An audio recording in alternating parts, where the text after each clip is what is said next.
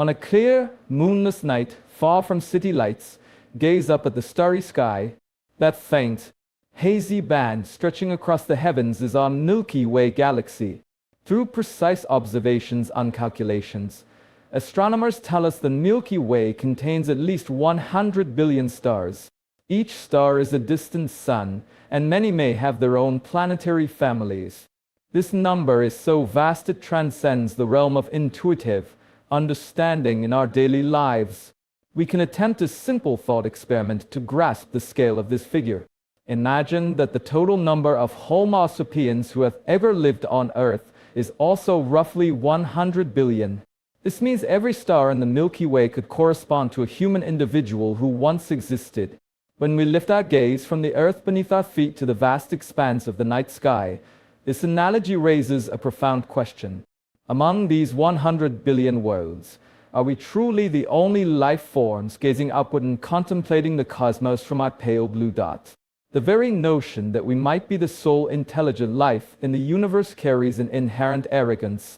This arrogance is deeply rooted in our historical understanding of the cosmos. For a long time, humanity firmly believed itself to be the center of the universe.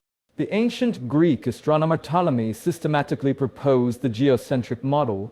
This model placed Earth at the immovable center of the cosmos, with all celestial bodies revolving around us.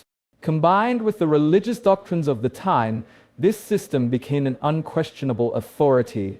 It satisfied humanity's innate narcissistic tendencies, granting us a special place in the cosmos psychologically. Yet the essence of science lies in skepticism and verification, not blind obedience to authority. In the 16th century, Polish astronomer Copernicus proposed a revolutionary model.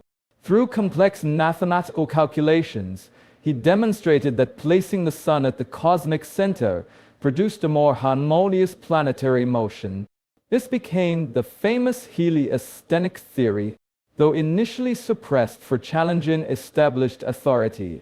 The heliosthetic theory represented a great liberation in humanity's understanding of the cosmos. It pulled Earth from its central throne. Soon after, Galileo pointed his home-made telescope toward the heavens.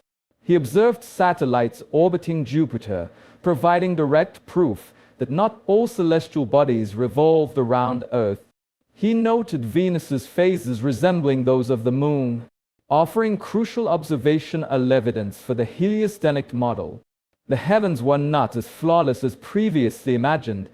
Galileo observed lunar craters and sunspots. These observations collectively painted a new cosmic landscape. Earth was merely an ordinary planet. The work of Copernicus and Galileo together formed the Copernican Revolution in the history of astronomy. Its core principle lies in the understanding that the universe does not revolve around humanity. We do not occupy a privileged position. This principle extended from physics into biology and philosophy. We may not be the only intelligent life in the cosmos. Our planet may not be the only habitable world. This realization does not diminish humanity's value. On the contrary, it bestows upon us a precious quality, humility. Humility is the starting point of scientific inquiry. It compels us to set aside preconceptions and actively explore the broader unknown. In the following chapters, we will trace humanity's journey in the search for extraterrestrial civilizations, analyze mysterious visitors from beyond our solar system, and understand how scientists employ cutting-edge technology to actively seek answers.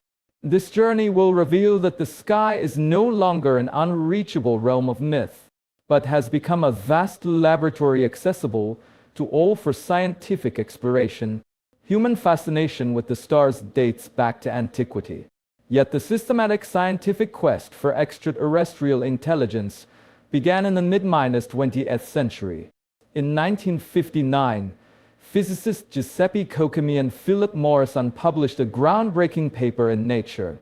They rigorously demonstrated for the first time the feasibility of interstellar communication using microwave radio waves. They posited that this frequency band represented a quiet window amidst the cosmic background noise, making it ideal for transmitting messages between stars. A year later, astronomer Frank Drake put this concept into practice, launching the first SETI search, known as Project Ozma. Project Ozma employed a radio telescope in West Virginia to target to nearby Sun-like stars Tau Ceti and Depsol Eridani.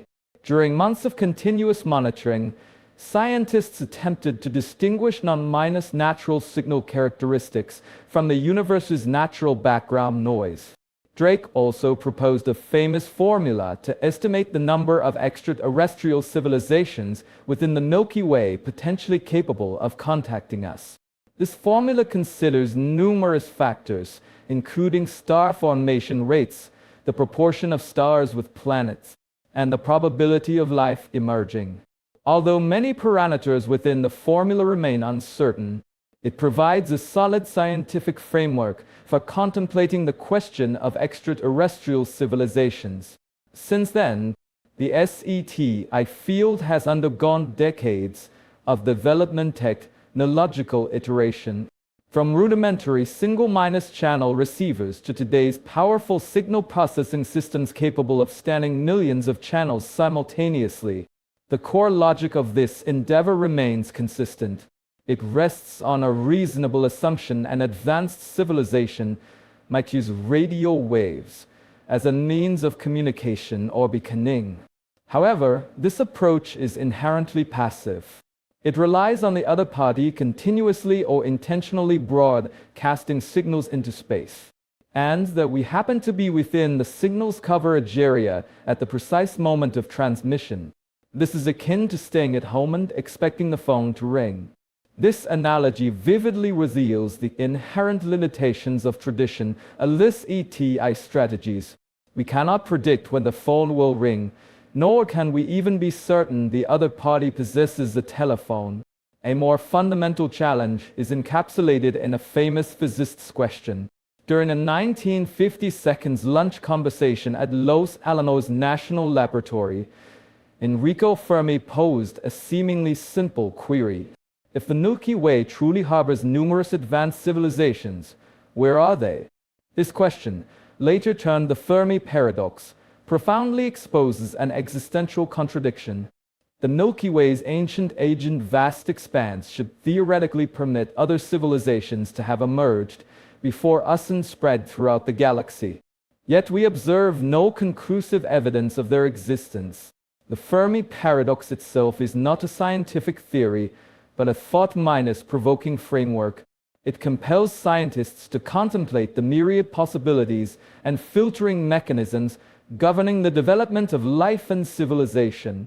Regrettably, Fermi posed the question without systematically seeking evidence. While posing profound questions in science is important, the subsequent empirical process of seeking answers is even more critical. Merely repeating the question, "Where is everyone?" without actively searching is like constantly questioning where there is no light in the room while refusing to open the curtains. This is a form of cognitive inertia that may trap us forever in self-imposed limitations. It is precisely this reflection on such passivity that has driven a paradigm shift in the field of the search for extraterrestrial intelligence SETI. The new approach no longer settles for merely listening to the universe's radio waves, but shifts toward actively scanning our immediate cosmic neighborhood for evidence of physical entities.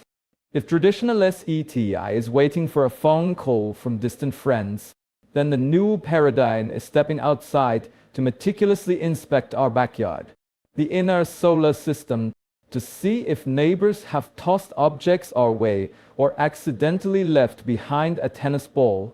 Even if we've never seen our neighbor's face, discovering a tennis ball from next door in our backyard allows us to infer their existence and possibly understand some of their activities, like their fondness for tennis. Extending this analogy to cosmic scale, the tennis ball represents interstellar objects intruding into our solar system. These could be natural celestial bodies or artifacts of some technological origin.